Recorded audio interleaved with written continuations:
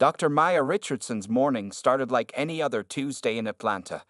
The sun was barely peeking through the clouds as she gathered her files and laptop, preparing for another busy day at her private therapy practice. She had spent extra time that morning making sure she looked professional in her navy blue blazer and matching pants, her natural hair neatly styled in a classic bun. The clock on her kitchen wall showed 7:45 a.m., giving her plenty of time to reach her office for her first appointment at 9 o'clock a.m. Maya always liked to arrive early to review her patient files and prepare for the day's sessions. Today was especially important as she was meeting a new client, a police officer dealing with post-traumatic stress disorder. As she drove her silver Honda Accord down the familiar streets, Maya's mind wandered to the challenging cases she had scheduled for the day.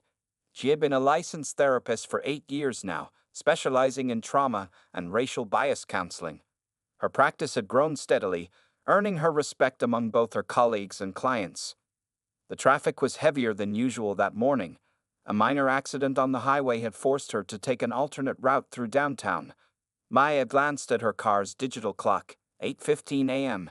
She was still on schedule but cutting it closer than she liked. As she approached an intersection, the traffic light turned yellow. Making a split-second decision, she pressed the accelerator slightly, clearing the intersection just as the light changed.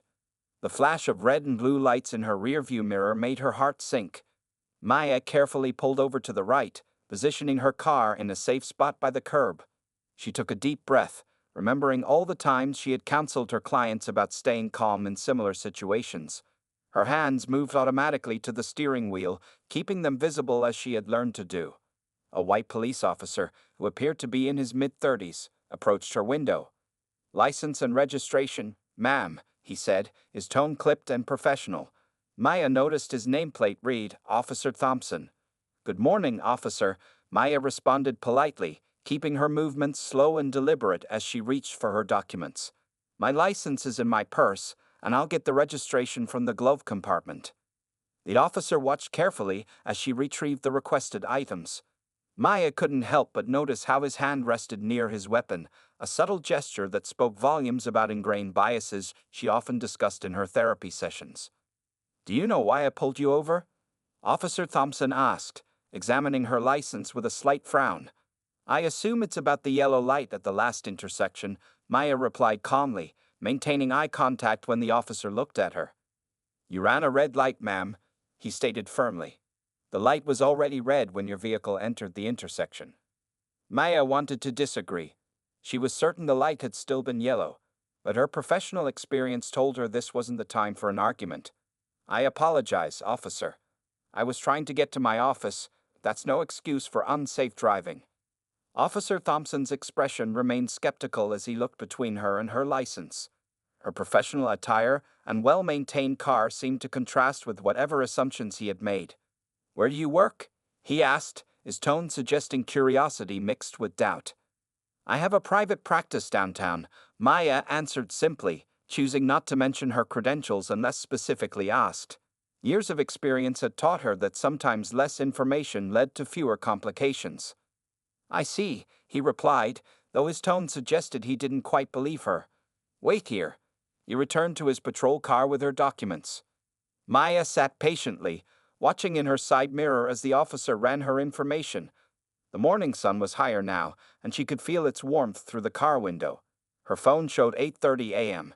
She would definitely need to call her office to reschedule her first appointment. After what seemed like an eternity, Officer Thompson returned with a ticket book in hand. "I'm issuing you a citation for running a red light," he announced, handing her a yellow slip along with her license and registration. "The fine is $275, and instructions for payment or contesting the ticket are on the back." Maya accepted the ticket gracefully, thanking the officer despite her frustration. As she watched him walk away in her rearview mirror, she knew this wouldn't be the end of the matter. She had seen too many similar situations in her therapy practice to let this incident go unchallenged. She would have her day in court, though she had no idea how eventful that day would turn out to be. 2 weeks after receiving the ticket, Maya walked into the downtown courthouse at 8:30 a.m. sharp. The imposing building, with its tall marble columns and wide stone steps, made her feel small despite her professional confidence. She had chosen her outfit carefully that morning, a classic black pencil skirt, crisp white blouse, and low heels that clicked softly against the polished floor. The security line moved slowly as people emptied their pockets and walked through metal detectors. Maya noticed she was one of only 3 black people in the crowded lobby. As a therapist, she was trained to observe such details, and the demographic disparity didn't surprise her, though it still made her heart heavy. Following the signs to traffic courtroom 304, Maya found herself in a packed courtroom. The wooden benches were filled with people from all walks of life, some in suits, others in work uniforms, and a few looking like they had just rolled out of bed. She managed to find a spot on a backbench next to an elderly white woman who smiled kindly at her. "First time here," the woman whispered as Maya settled in. Maya nodded, keeping her voice low. "Is it that obvious?" "You look too nervous to be a regular," the woman chuckled softly. "I'm here supporting my grandson. Word of advice: Judge Hartley doesn't like excuses, so keep it brief and respectful." Before Maya could respond, a court officer's voice boomed through the room. "All rise. The Honorable Judge William Hartley presiding." Everyone stood as Judge Hartley entered the courtroom. He was a tall man in his early 60s, with silver hair and wire-rimmed glasses that sat low on his nose.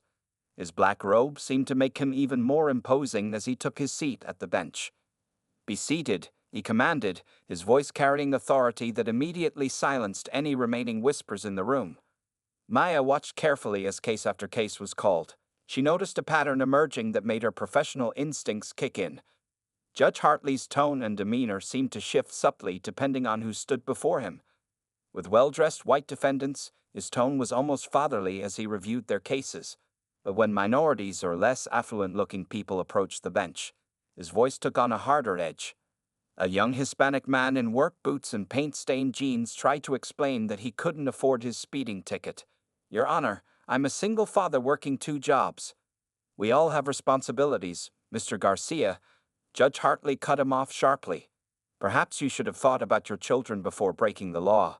Fine stands as written." The man's shoulders slumped as he walked away from the bench.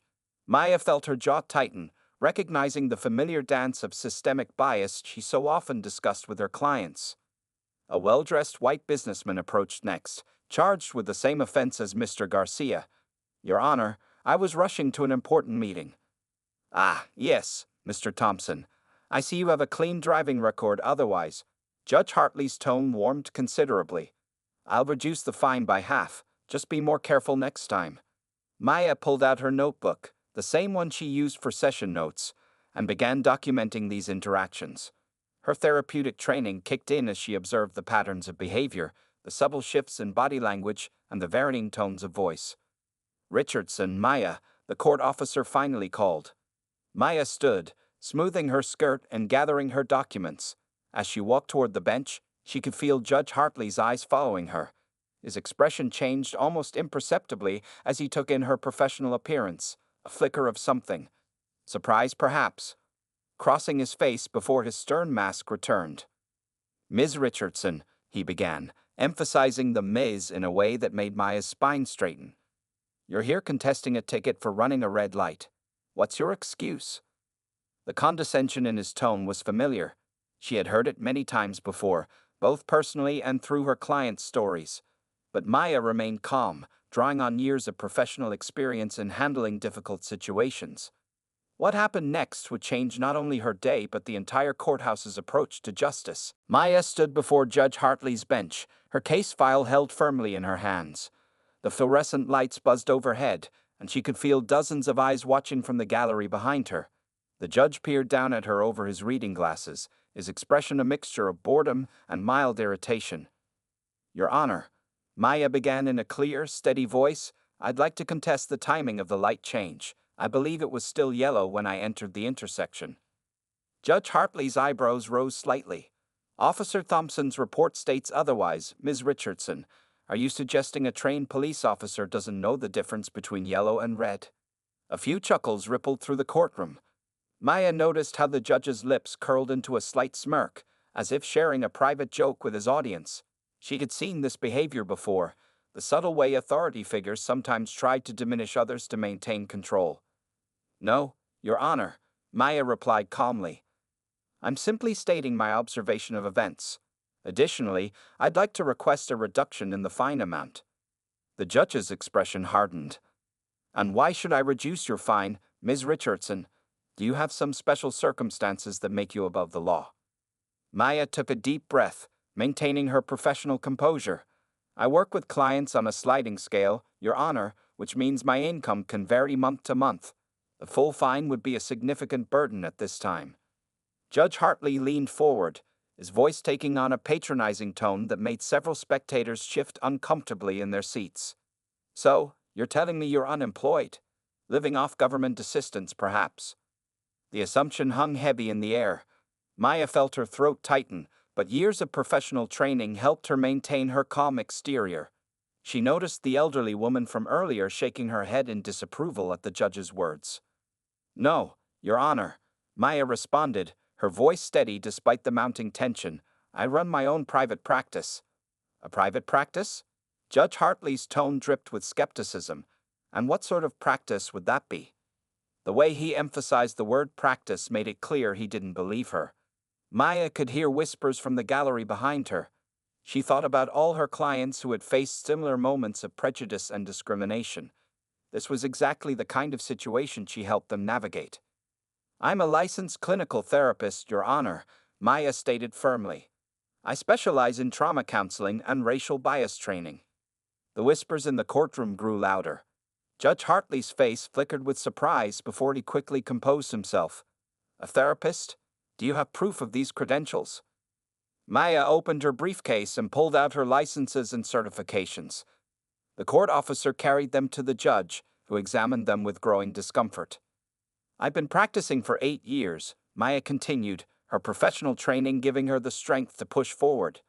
In fact, I frequently work with law enforcement agencies on cultural competency training. I help officers and legal professionals recognize and address implicit biases that can affect their decision-making. The courtroom had fallen completely silent. Judge Hartley's face had turned a shade redder as he realized the hole he had dug for himself. He shuffled papers on his desk, clearly trying to regain his composure. I find it interesting, Your Honor, Maya added, her voice carrying clearly through the silent courtroom, that you immediately assumed I was unemployed or on government assistance, despite my professional appearance and clear articulation. It's exactly the kind of implicit bias I address in my workshops. Several people in the gallery nodded in agreement. The court clerk had stopped typing, her hands frozen over her keyboard as she watched the scene unfold. Even the court officer stood straighter, sensing the significance of the moment. Judge Hartley cleared his throat, his earlier confidence visibly shaken. He looked down at Maya's credentials again, then back at her, seeing her truly for the first time. The power dynamic in the courtroom had shifted, and everyone could feel it. The next few moments would prove crucial not only for Maya's case but for the entire courthouse's approach to justice and equality. The tension in courtroom 304 was thick enough to cut with a knife. Judge Hartley removed his glasses and wiped them slowly with a cloth from his pocket, a gesture that Maya recognized as a common stress response. She had seen similar behaviors in her therapy sessions when clients faced uncomfortable truths. Dr. Richardson, Judge Hartley said finally, emphasizing her proper title this time. Perhaps you could elaborate on your work with law enforcement agencies. Maya felt the shift in the room as the judge used her professional title. She straightened her shoulders and took this opportunity to transform the moment into something meaningful. Certainly, Your Honor, she replied, her voice carrying the same confident tone she used during her professional workshops. I work with police departments across 3 counties, helping officers understand how unconscious biases can affect their decision-making in the field. She paused, noting how several people in the gallery leaned forward to listen.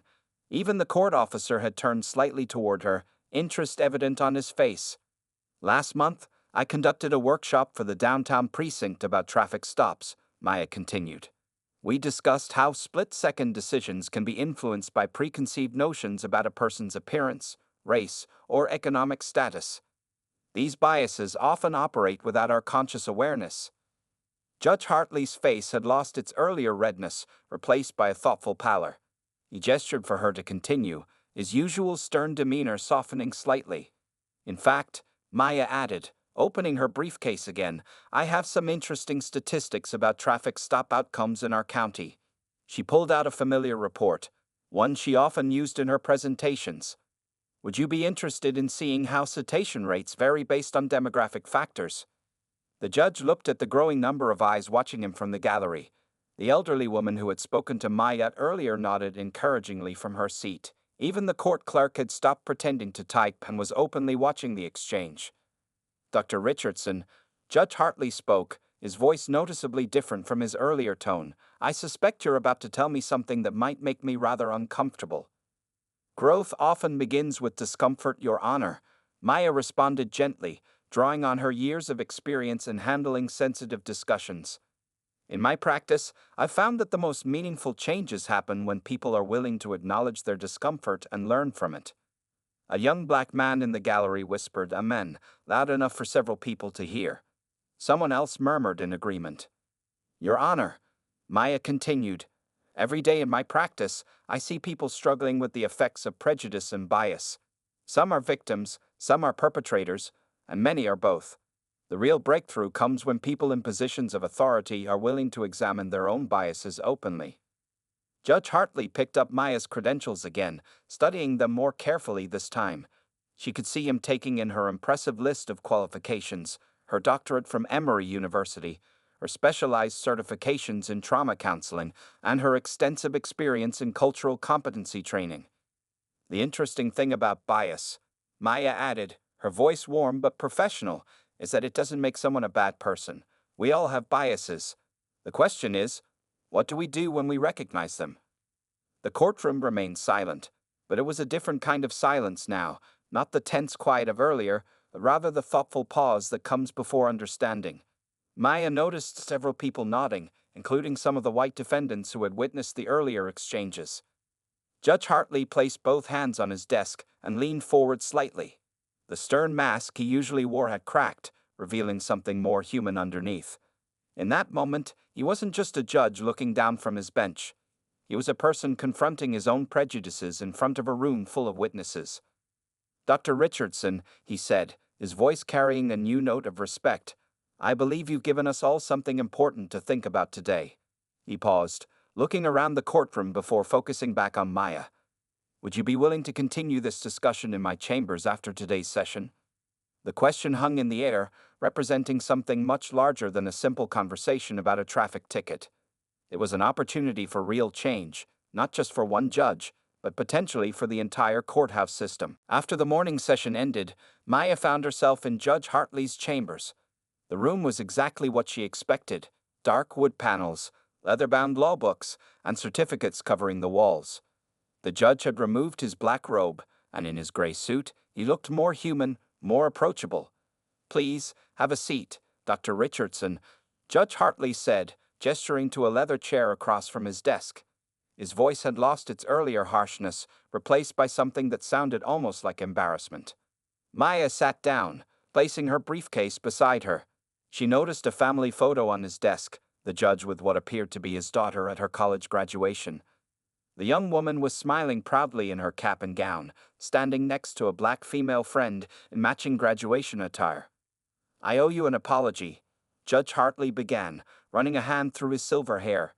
My behavior in the courtroom today was, well, it was exactly the kind of bias you probably discuss in your workshops. Maya nodded, maintaining her professional demeanor. Recognition is the first step toward change, Your Honor. Please call me William in here, he said, sighing heavily. I've been on this bench for 23 years. I've always prided myself on being fair, on following the law to the letter. He paused, looking at the family photo. But today, you made me see something I've been blind to. Would you like to talk about what you noticed? Maya asked, naturally falling into her role as a therapist. Judge Hartley turned back to her, his blue eyes showing genuine concern. I watched the video recordings of this morning's session during our break. The difference in how I spoke to different defendants was striking. I didn't even realize I was doing it. Maya pulled out the statistics report she had mentioned earlier. Would you like to see the data I referenced? It shows some interesting patterns in traffic court rulings across our district. The judge leaned forward, accepting the document. As he read through the numbers, His frown deepened. The statistics showed clear disparities in fine reductions and dismissals based on race and apparent economic status. "This is troubling," he said finally, placing the report on his desk. "But what troubles me more is that I never questioned it before. My daughter," he gestured to the graduation photo, "she's been telling me about these issues for years. She volunteers with civil rights organizations on campus." Maya smiled gently.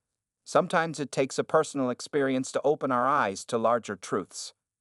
Judge Hartley stood up and walked to his window, looking out over the courthouse square below.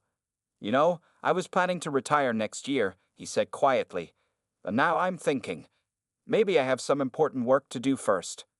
"What kind of work are you thinking about?" Maya asked, watching him carefully. He turned back to face her. "Your workshops with law enforcement. Could something similar be done here? For judges, court officers, the whole staff?" Maya felt a spark of hope. This was exactly the kind of systemic change she had always worked toward. "It's definitely possible. I've developed training programs specifically for legal professionals." "And would you be willing to help us implement such a program?" The judge's voice was eager now, showing none of the defensiveness from earlier. "I may be just one judge, but I have some influence with the Judicial Review Board." Maya thought about all her clients who had faced bias in the legal system, about Mr. Garcia from this morning, about countless others who had stood before judges feeling powerless and prejudged. "Of course," she replied. "Change happens one conversation at a time, one person at a time. Today might have started with a traffic ticket, but it could lead to something much more significant." Judge Hartley nodded, a small smile forming on his face. "Dr. Richardson, I think you've given me more than just a lesson in bias today. You've given me a chance to make my last years on the bench truly meaningful." The afternoon sun streamed through the chamber windows, casting long shadows across the room. In that moment, both Maya and Judge Hartley knew that this was more than just a meeting. It was the beginning of real change in their local justice system. The next morning, courtroom 304 was even more crowded than usual. Word had spread quickly about the previous day's events, drawing curious observers from other courtrooms. Maya sat in the front row this time, having been specifically asked to return by Judge Hartley. The usual morning buzz fell silent as the court officer called out, "All rise." The Honorable Judge William Hartley presiding. Judge Hartley entered, his black robe flowing behind him, but something was different about his demeanor. The stern mask he usually wore had been replaced by an expression of humility. He took his seat and adjusted his microphone. "Be seated," he said, his voice softer than usual. "Before we begin today's cases, I have something important to address." He paused, looking around the packed courtroom. "Yesterday, an incident occurred in this courtroom that requires my attention." The gallery remained silent, but Maya could feel the anticipation building. Mr. Garcia from the previous day was there, sitting a few rows behind her. She had noticed him when she walked in, his work boots still dusty from his morning job. "Dr. Maya Richardson came before this court yesterday," Judge Hartley continued, "and through her grace and professionalism, she showed me something about myself that I had been unwilling to see." He turned his gaze directly to Maya. "Dr. Richardson, would you please stand?" Maya rose slowly, smoothing her charcoal gray dress. All eyes in the courtroom turned to her. "Yesterday, I made assumptions about Dr. Richardson based solely on her appearance. I spoke to her with a condescension that was both unprofessional and unjust." The judge's voice carried clearly through the silent room. "As a judge, I am tasked with upholding justice equally for all people. Yesterday, I failed in that duty." Murmurs rippled through the courtroom. Several people nodded in agreement, while others looked surprised at this unusual display of judicial humility. Dr. Richardson is not only a licensed therapist but also an expert in cultural competency and bias training. She works with law enforcement and legal professionals to address the very kinds of prejudices I displayed yesterday. Judge Hartley removed his glasses, a gesture that made him appear more vulnerable. "In my 23 years on this bench, this is the first time I'm making a public apology, but it's long overdue." The court clerk had stopped typing, her fingers hovering over the keyboard as she watched the unprecedented scene unfold. The court officer stood straighter, his usual stoic expression softened by surprise. "To Dr. Richardson, and to every person who has stood before me and felt prejudged or diminished, I'd offer my sincere apology. The judge's voice wavered slightly but remained strong. More importantly, I want to announce that changes will be made. Maya noticed several people leaning forward in their seats, including Mr. Garcia, whose expression showed a mix of disbelief and hope. Starting next month, this courthouse will implement mandatory cultural competency and bias awareness training for all judicial staff, including myself. Judge Hartley looked around the room, making eye contact with various observers. Dr. Richardson has agreed to help develop and lead this program. A spontaneous applause broke out in the gallery. The court officer moved to quiet the crowd, but Judge Hartley raised his hand. "Let them express themselves," he said quietly. "They've been silent too long." When the applause died down, the judge continued. "As for Dr. Richardson's traffic ticket," he picked up his gavel. "Case dismissed, and Dr. Richardson, thank you for teaching an old judge a valuable lesson." Maya nodded gracefully, feeling the weight of the moment. She could see tears in the eyes of some spectators, particularly those who had likely faced similar prejudices in their own court experiences. "Now," Judge Hartley said, shuffling the papers on his bench, "Mr. Garcia, would you please step forward? I believe we need to revisit your case from yesterday as well." The young Hispanic man stood up, surprise evident on his face. As he walked toward the bench, Maya could see the first real signs of change beginning to take shape in courtroom 304. What had started as a simple traffic ticket had transformed into a moment of true judicial reform. Over the next few weeks, the courthouse buzzed with activity as changes began taking shape. Maya's private practice had temporarily moved to a small office down the hall from Judge Hartley's chambers, where she spent her afternoons developing the training program. Her morning hours remained dedicated to her regular therapy clients, many of whom were inspired by hearing about her courthouse victory. On a warm Tuesday morning, Maya stood at the front of the courthouse's main conference room. The space was filled with judges, court officers, clerks, and administrative staff, nearly 60 people in total. Judge Hartley sat in the front row, notepad ready, looking more like an eager student than the stern judge he'd once been. "Bias isn't always obvious," Maya began, her voice carrying clearly through the room. "Sometimes it hides in the small things, the tone of our voice, the assumptions we make, the way we interpret someone's appearance or behavior." She clicked to the next slide, showing a series of photographs. "These are all lawyers," she explained. "But in a study, people consistently assumed some were defendants based solely on their race or the way they dressed." From his seat, Judge Hartley nodded, remembering his own assumptions about Maya that first day. Other judges shifted uncomfortably in their chairs, perhaps recognizing similar mistakes they had made. "The good news," Maya continued, "is that awareness is the first step toward change. We can't eliminate bias overnight, but we can learn to recognize it and correct it." During the break, a young court clerk approached Maya. "Dr. Richardson," she said quietly, "I've been wanting to tell you something. I've worked here for 3 years, and I've seen so many people treated unfairly, but I never knew what to say or do about it." Maya smiled warmly.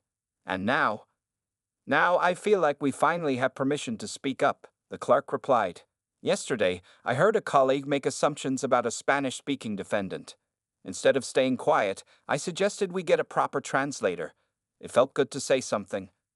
As the training sessions continued through the weeks, Maya noticed small but significant changes. Court officers began greeting everyone with the same respect, regardless of their appearance. Clerks took extra care to explain procedures clearly to all defendants. Judges became more conscious of their tone and language. Judge Hartley took his role as an advocate for change seriously. He scheduled regular meetings with Maya to discuss challenging cases and review his decisions. Sometimes, he would ask her to observe his courtroom and provide feedback on his interactions. One afternoon, as they reviewed the day's cases, Judge Hartley shared a story. "My daughter called last night," he said, smiling. "She'd heard about the changes we're making here from one of her civil rights group friends. She said she's proud of me. First time she said that about my work in years."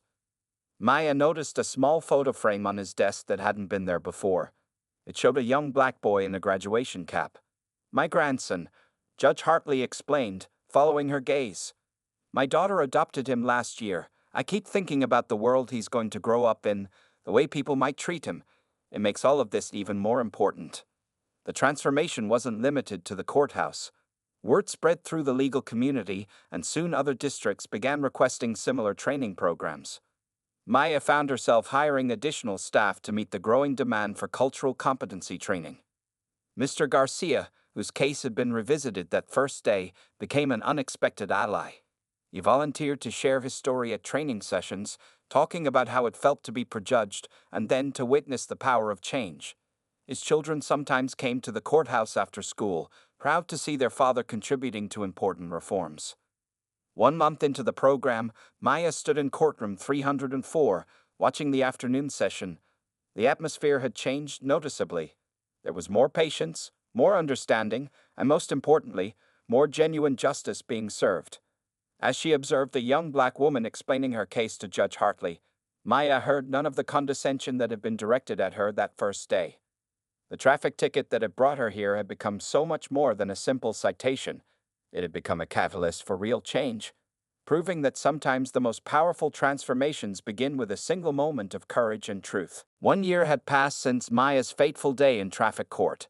The courthouse lobby now displayed a large plaque that read, "Justice sees no color," a phrase she had used in one of her first training sessions. Below it hung photographs of the diverse group of judges, officers, and staff who had completed the cultural competency program.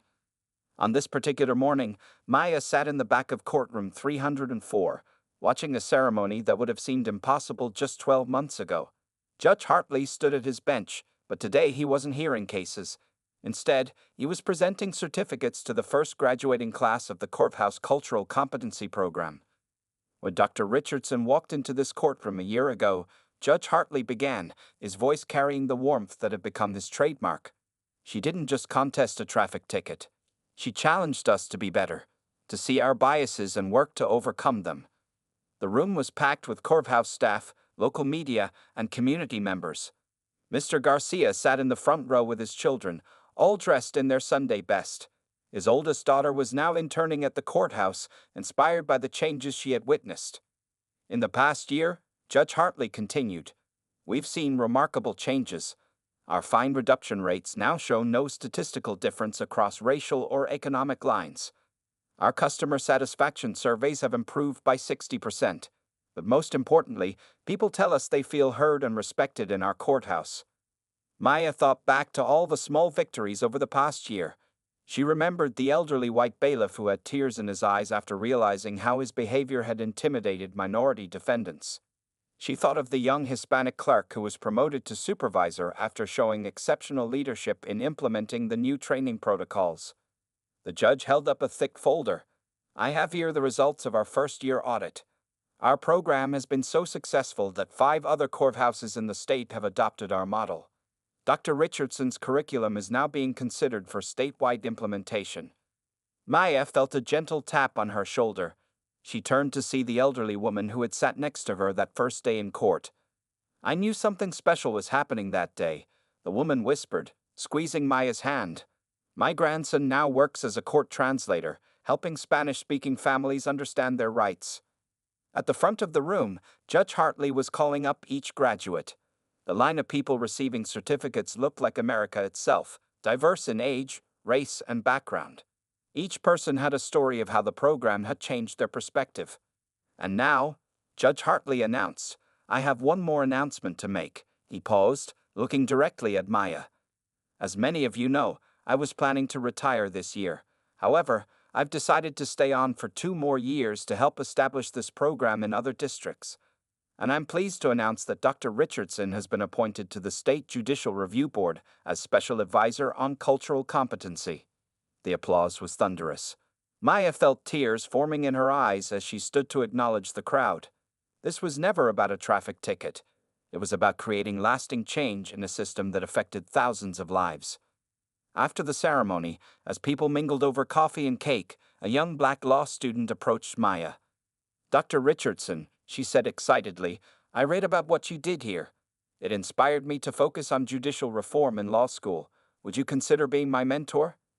Maya smiled, remembering her own journey. "Of course," she replied. "Change happens one person at a time, one story at a time." As the afternoon sun streamed through the courthouse windows, Maya watched Judge Hartley chatting with a diverse group of court officers. His grandson, now a year older, played nearby with Mr. Garcia's children. The courthouse that had once been a place of unspoken biases had transformed into a model of equality and justice. The traffic ticket that had brought her here was now framed in her office, not as a reminder of injustice, but as proof that one person standing up for what's right could create waves of change that touched countless lives. Maya's legacy wasn't just in the programs she created or the policies she changed. It was in the hearts and minds of everyone who learned to see beyond their biases and treat each person with the dignity they deserved.